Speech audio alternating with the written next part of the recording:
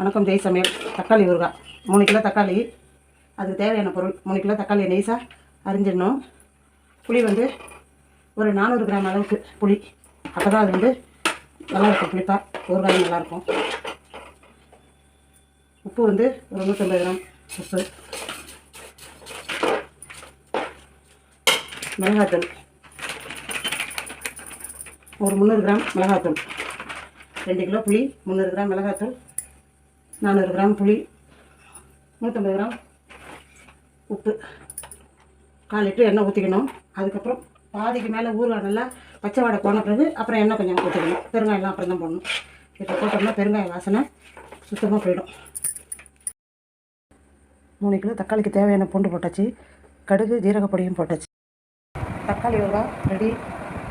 அளவு சொன்ன மாதிரியே செஞ்சு பாருங்கள், நல்லாவே இருக்கும். செஞ்சு பார்த்துட்டு சேனலுக்கு சப்ஸ்கிரைப் பண்ணுங்கள். நன்றி.